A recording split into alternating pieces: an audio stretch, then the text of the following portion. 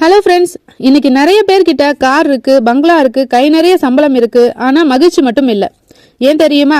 நாம எப்பவும் நம்ம கிட்ட இல்லாத ஒண்ணுக்காக மற்றவங்களை பார்த்து ஏங்கிட்டு இருக்கோம். ஒரு சின்ன காகத்தோட கதை மூலமா ஒரு பெரிய உண்மையை இன்னைக்கு பார்ப்போம். ஒரு காட்டுல ஒரு காகம் வாழ்ந்து வந்துச்சு. அது தன் வாழ்க்கையில ரொம்ப மகிழ்ச்சியா இருந்துச்சு. ஒரு நாள் அது வெள்ளை நிறத்துல ஒரு அன்னப்பறவைய பார்த்துச்சு. காகம் நினைச்சது, அடடா, இந்த அன்னம் எவ்வளவு வெள்ளையா அழகா இருக்கு, நான் மட்டும் ஏன் இவ்வளோ கருப்பா இருக்கேன், இந்த உலகத்திலேயே இந்த அன்னப்பறவை தான் ரொம்ப மகிழ்ச்சியான பறவையா இருக்கும் போல அப்படின்னு நினைச்சது.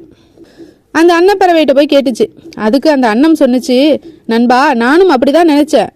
ஆனா இந்த கிளிய பார்த்ததும் அப்புறம் என் எண்ணம் மாறிடுச்சு. எனக்கு ஒரே ஒரு நிறம்தான், ஆனா அந்த கிளிக்கு 2 நிறங்கள் இருக்கு. அதோட உடம்பு பச்சை நிறத்திலையும் அதோட மூக்கு சிவப்பு நிறத்திலையும் பார்க்கவே ரொம்ப அழகா இருக்கு. அதுதான் உலகத்திலேயே மகிழ்ச்சியான பறவை அப்படின்னு அந்த அன்னப்பறவை சொன்னிச்சு. கிளிகிட்ட போய் கேட்டா அது சொன்னிச்சு, எனக்கு 2 நிறம் தான், ஆனா மயில பாரு, அதுக்கு எத்தனை நிறங்கள், எவ்வளோ அழகு, அதுதான் ரொம்ப சந்தோஷமா இருக்கும் அப்படின்னு சொன்னிச்சு. கடைசியா காகம் உயிரியல் பூங்காவில இருந்த மயிலை பார்க்க போனுச்சு. மயிலை சுத்தி ஆயிரக்கணக்கான மக்கள் மயில் தோகை விரிச்சு ஆடுறத ரசிச்சு பார்த்துட்டு இருந்தாங்க. மக்கள் எல்லாம் போன பிறகு காகம் மயில்கிட்ட போய் கேட்டுச்சு, மயிலே, நீ எவ்வளோ அழகு, உன்னை பார்க்க எவ்வளோ கூட்டம் வருது, நீ தான் இந்த உலகத்திலேயே ரொம்ப மகிழ்ச்சியான ஆள் இல்லையா அப்படின்னு கேட்டுச்சு.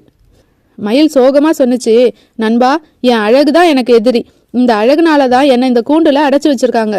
ஆனா உன்னை பாரு, உன்னை யாராவது கூண்டுல அடைச்சு வச்சிருக்காங்களா? நீ நினைச்ச இடத்துக்கு பறக்கலாம். உன்ன மாதிரி ஒரு சுதந்திரமான காகமா பிறக்கலையேன்னு நான் தினமும் வருத்தப்படுறேன் அப்படின்னு மயில் சொன்னிச்சு.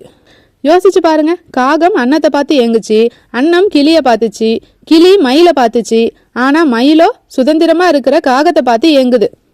நாமும் இப்படிதான் அடுத்தவங்க வாழ்க்கைய பார்த்து அவங்க அழகா இருக்காங்க, அவங்க கிட்ட பணம் இருக்குன்னு நினைச்சு நம்ம கிட்ட இருக்கிற சுதந்திரத்தையும் மகிழ்ச்சியையும் தொலைச்சிடுறோம். மற்றவர்களுடன் ஒப்பிடுவதை நிறுத்தினால் மட்டுமே உங்களிடம் இருக்கும் உண்மையான பொக்கிஷங்கள் உங்கள் கண்ணுக்கு தெரியும். உங்ககிட்ட என்ன இருக்கோ அதை வச்சு ரசிச்சு வாழுங்க. ஏன்னா யாரோ ஒருத்தர் உங்களை மாதிரி வாழ மாட்டோமான்னு ஏங்கிட்டு இருக்காங்க. அந்த ஒரு நிமிடம் போதும் நீங்க மகிழ்ச்சியா இருக்க.